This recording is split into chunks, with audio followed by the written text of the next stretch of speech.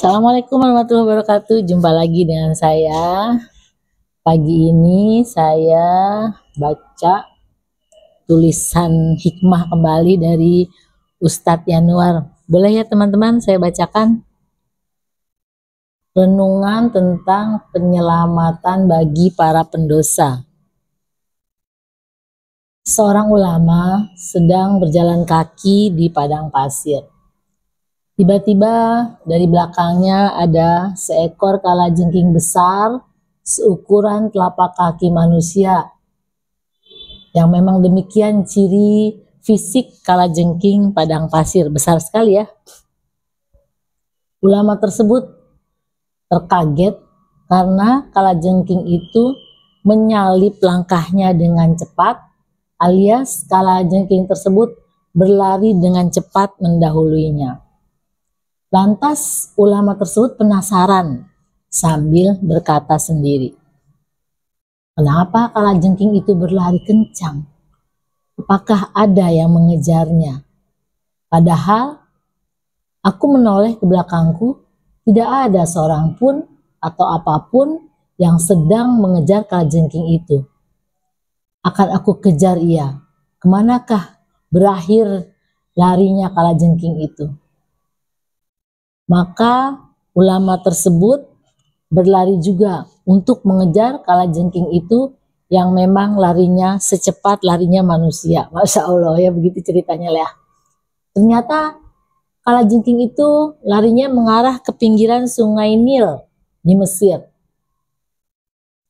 Dan ulama tersebut juga berhasil menyusulnya, menghampirinya sampai jarak 2 meter. Tiba-tiba muncul seekor katak besar dari dalam sungai Nil yang menuju ke pinggiran sungai. Lalu kalajengking itu melompat ke punggung katak, kemudian katak tersebut berenang mengantarnya ke seberang sungai Nil. Sedangkan si ulama tersebut juga tetap mengejarnya dengan cara terpaksa berenang menyeberangi sungai Nil tersebut.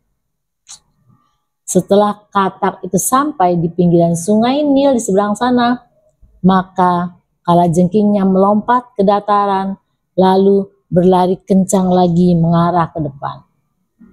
Begitu pula ulama itu juga ketika sampai di seberang sana, langsung berlari mengejar kalajengking tersebut sampai sejauh 2 mil dari sungai Nil. Ternyata kalajengking itu larinya menuju ke sebuah pohon besar yang di bawahnya ada seorang pemuda yang sedang pingsan, yang tangannya masih memegang botol minuman keras sejenis arak. Dan secara bersamaan kehadiran kalajengking di tempat itu juga hadir seekor ular berbisa dari atas pohon sedang merayap menuju ke bawah yang akan menggigit pemuda itu. Wah, alurnya mulai naik nih ya. Maka langsung kalajengking itu melompat ke kepala ular untuk menyengatnya alias membunuhnya. Akibatnya matilah ular itu sebelum menyakiti pemuda tersebut. Nah, ending dah.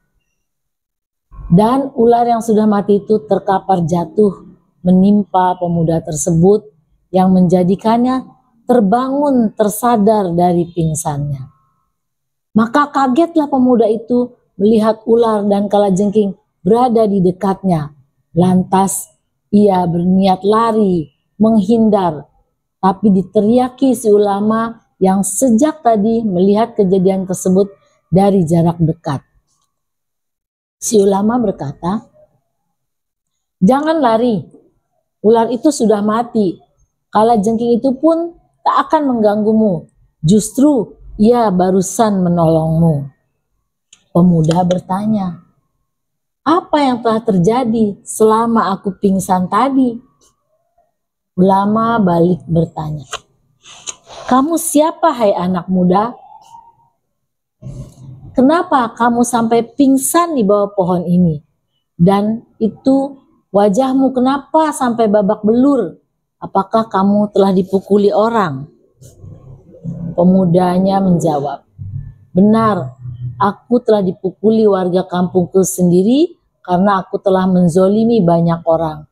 aku mencuri barang-barang mereka, aku menipu mereka.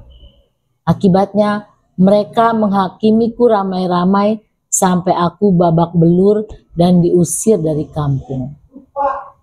Akhirnya aku jadi suntuk pikiran, depresi, dan stres berat.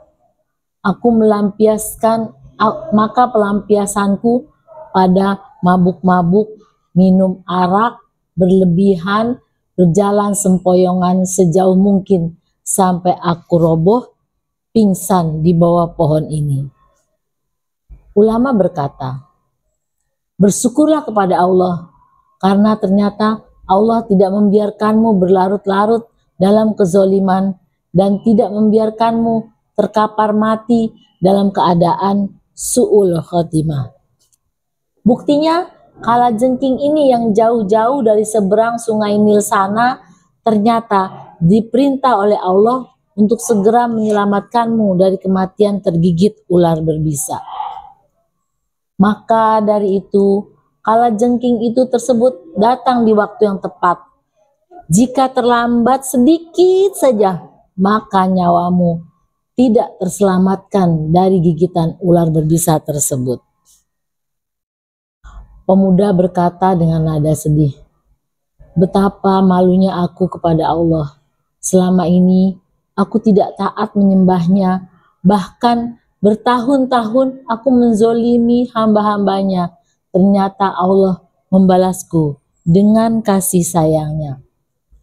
Ulama berkata, Allah adalah Tuhan bagi siapa saja yang berhak memanggil-manggil namanya, bukanlah kalangan orang yang baik saja. Orang-orang yang buruk pun berhak memanggil-manggil namanya, bahkan dipanggil olehnya untuk segera mendekat kepadanya. Maka apa yang kamu alami itu adalah bentuk panggilan Allah kepadamu untuk segera bertobat kepadanya. NB, pakai NB ya. Inspirasi dari surat Az-Zumar ayat 53. Artinya, katakanlah wahai hamba-hambaku yang telah melampaui batas dosanya besar terhadap diri sendiri, janganlah kalian berputus asa dari rahmat Allah. Sesungguhnya Allah mengampuni segala dosa, sesungguhnya Dia Maha Pengampun lagi Maha Penyayang. Demikian kalimat hikmah yang saya baca pagi ini. Terima kasih Ustadz Yanuar. Semoga memberikan pelajaran untuk diri saya dan untuk teman-teman juga. Terima kasih sudah menonton. Assalamualaikum warahmatullahi wabarakatuh.